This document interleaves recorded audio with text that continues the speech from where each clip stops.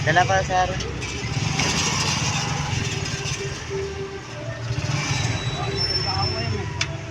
Grand opening po ay Pailawan. Yes guys, papunta tayo.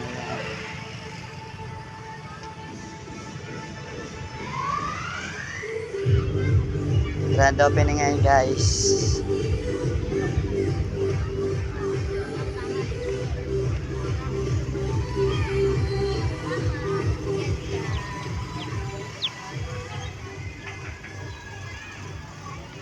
Pailawan.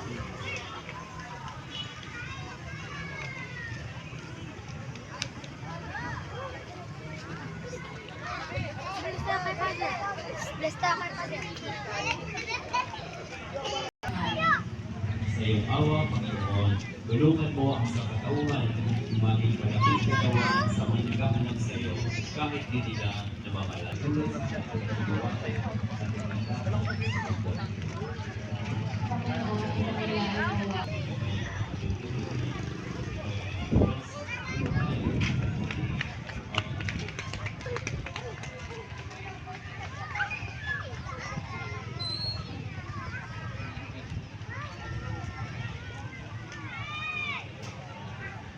Ikaw.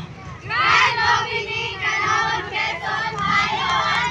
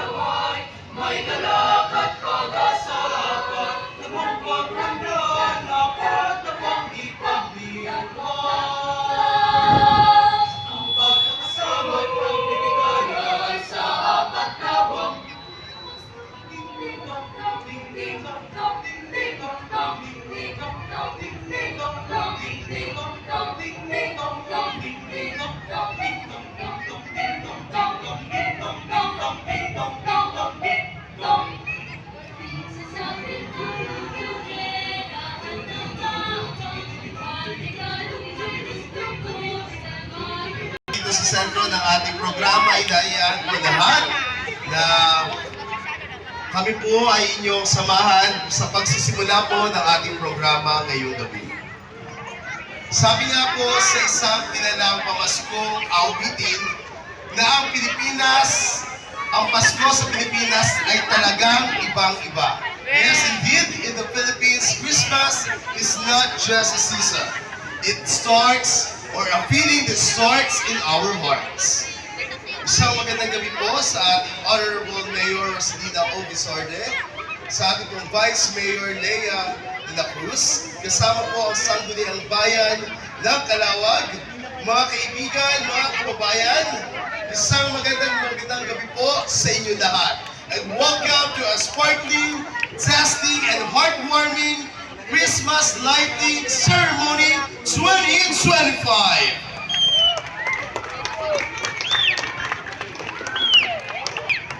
Tonight is the night we've all been waiting for. Ang gabing ito po ang ating pinakahantay sapagkat sabay-sabay po nating paiilawin o sisindihan ang liwanag ng pag-asa, pagmamahalan at pagkakaisa ng bayan ng Calauag.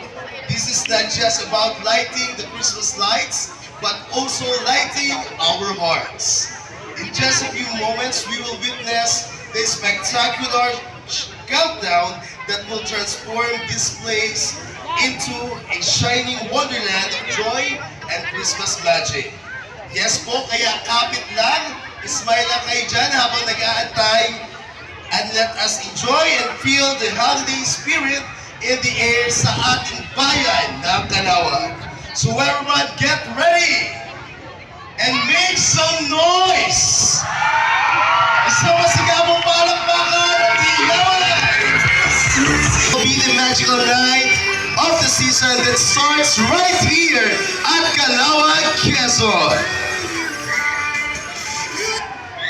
When we open our program this evening, may I request everyone to please rise for our opening invocation, to be followed by the singing of the Philippine National Anthem, to be led by Kadiligan Choral of St. Peter's School.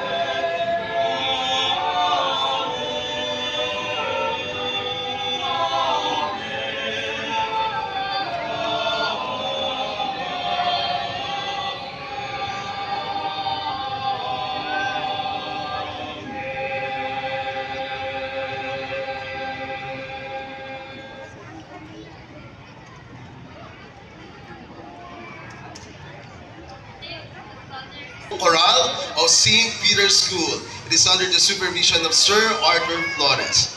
Bigyan naman natin sila ng isang masigabong palakpak. Muli po, isang magandang gabi sa inyong lahat at maligayang Pasko, Bayan ng Calauag. Batiin naman natin ang ating mga katabi ngayong gabi ng isang magandang gabi at maligayang Pasko. Sige po, sa ating mga katabi, batiin natin sila ng isang maligayang Pasko at sabihin nyo, nagagala kayo na nakita nyo sila nakikisa dito sa ating pagdiriwang ngayong gabi. Tunay nga po ng inyong presensya ay isang pakikisa at pakikilahok sa bayan ng Calauag. Na ang mga Calawagenyo ay tunay na nagkakaisa at may pagmamahal sa ating bayan. To officially open our program this evening, tawagin po natin ang Committee Chair on Tourism. Let us put our hands together to Honorable Marlon T. Luscan. Sabi daw po'y bilisan ko na, baka umulan. Ano po? Bayan ng Calauag, game ka na ba? Mukhang mahina pa, mukhang di pa excited. Isa pa nga po. Bayan ng Calauag, game ka na ba? Dahil game na kayo sa kasimagabong palakpakan na may kasamang hiyawan. Maraming salamat po. tayo talaga naman excited sa ating pailaw ngayong gabi. Siyempre pagbati po sa ina, rather sa ilaw ng Bayan ng Calauag, Mayor Rosalina O. Bisorde. Sa aming pong ilaw sa Sangguniang Bayan, ang aming pong ina sa Sangguniang Bayan, Vice Mayor Leia de la Cruz.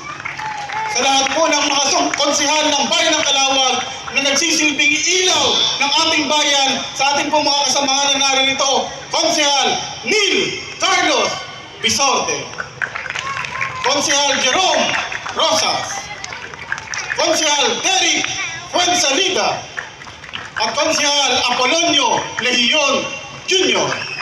At sa inyo pong lahat, isang mapagpala at magandang gabi po sa ating lahat. Siyempre, special mention po sa ating Municipal Tourism Office sa pangunguna po ni Sir Jasper Wagan. Yan.